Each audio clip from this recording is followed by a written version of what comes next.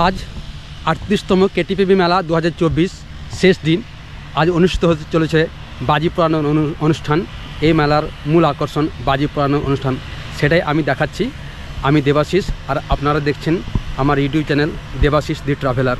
আর এটা high school, KTPB high school. এই high স্কুলের মাঠে এই বাজির অনুষ্ঠানটি হবে, এইখানে কেটিপিবি মাঠ। তো বাজি পোড়ানোর যে প্রস্তুতি চলছে সেগুলো আমি একটু দেখাচ্ছি, একটু দেখুন। প্রতি বছরের মতন এবছরও বাজি বেশ ভালোভাবেই হবে।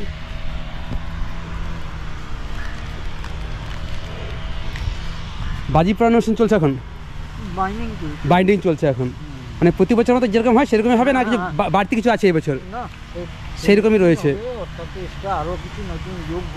নতুন যোগ করা হয়েছে কিছু। মোটামুটি এই মেলার মূল আকর্ষণ বাজি পোড়ানো, এটা সব থেকে ভালো হয়। তো দেখতে পাচ্ছেন এখানে বাজি সব জমা করা আছে। এই বাজিগুলো সব সাজানো হবে, গাছে বাঁধা হবে, তার প্রস্তুতি চলছে। আর এটা শুরু কটার সময় হবে? 8টার সময় হয়ে যাবে শুরু। হয়তো আধ ঘন্টা এদিকে হতে পারে। মোটামুটি 8টার সময় একটা টাইম থাকে হবে। তো দেখতে পাচ্ছেন 8টার সময় মোটামুটি শুরু হয়ে যাবে। আপনারা যদি দেখতে চান তো 8টার মধ্যে চলে আসবেন। তো কীরকম প্রস্তুতি চলছে আমি একটু দেখিয়ে দিচ্ছি।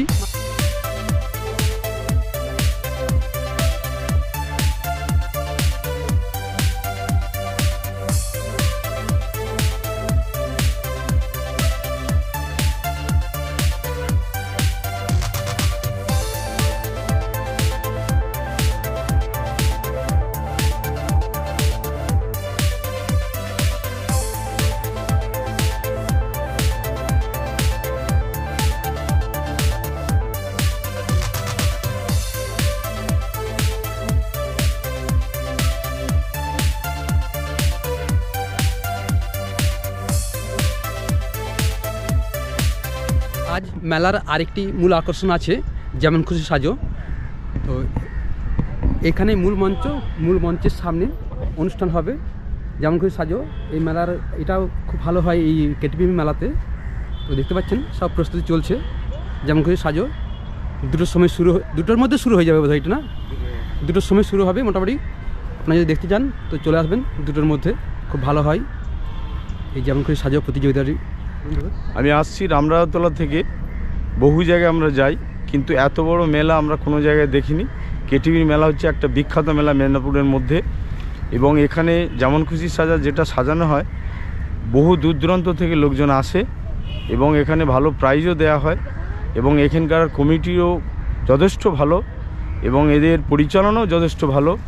এবং এরা যেভাবে জাজমেন্ট করে, কোনো জায়গায় আমরা এত সুন্দর জাজমেন্ট দেখি না। এই জন্য আমরা গর্বিত, এবং ক্যালকাটা দূর দূরান্ত থেকে বহু লোক এখানে আসে। আমিও একজন প্রতিযোগী এসেছি, এবং এখান থেকে আমি ফার্স্ট এবং সেকেন্ড প্রাইজ নিয়ে গেছি। এবছরে কী হয় সেটা দেখতে পাবো, এবং আপনারাও দেখে যান। নতুন থিম আমাদের রয়েছে, বিশাল আকর্ষণীয় থিম, ব্রাজিলের থিম রয়েছে আমাদের এখানে। নমস্কার। আচ্ছা, আপনাদের থিমটা কী হবে আজকে? আজকে থিমটা হবে ফিরিয়ে দাও আমাজন। ফিরিয়ে দেওয়া আমাজন, আমাদের যে গাছপালা কাটাচ্ছে তার, হ্যাঁ তার বিরুদ্ধে এটা রয়েছে। এবং গরু যেন ওই ব্রাজিলের যেসব জায়গায় যে গরু চাষ হয়, গরু চড়াচড়াকালীন এগুলো বন্ধ করা হোক, বহু গাছ লাগানো হোক, এবং সেখানে আমাদের পৃথিবীর ভারসাম্যকে রক্ষা করা হোক। না হলে পৃথিবী যে কোনো মুহূর্তে ধ্বংসের মুখে পরিচালিত হবে। খুব ভালো উদ্যোগ এটা, আপনাদের তরফ থেকে খুব ভালো উদ্যোগ। পৃথিবীকে বাঁচানো হোক, আবার সবুজ ফিরিয়ে আনা হোক। ধন্যবাদ। আমার সঙ্গে এসে রেখা প্রধান, আমরা দুজনেই মহিলা। আর আমি ছদ্মবেশ করি আজ 5 বছর থেকে। এখন বয়স 40 বছর হয়ে গেল, কিন্তু এত বছর ছদ্মবেশের মধ্যে আছি, ছদ্মবেশকে ভালোবাসি। আর আমাদের আজকে বিষয় একটা আজকে বলবো না, আমাদের আসতে হবে, আসুন, আমাদের দেখতে হবে সরাসরি। আমাদের বিষয়টা এখন গোপন রাখছি, আমরা চলে আসুন আমাদের মাঠে কোলাঘাট কেটিপি মেলায়। সবাইকে ভালোবাসা জানাই, সবাই ভালো থাকুন, সুস্থ থাকুন, আজই আসুন। যেমন খুশি সাজো প্রতিযোগিতায় অংশগ্রহণকারী দুজনের কথা আপনারা শুনলেন। খুব ভালো হয় এই অনুষ্ঠানটি, তাই আপনারা যদি দেখতে চান 2টোর মধ্যে চলে আসেন মূল মঞ্চের সামনে। 2টোর মধ্যে শুরু হয়ে যাবে।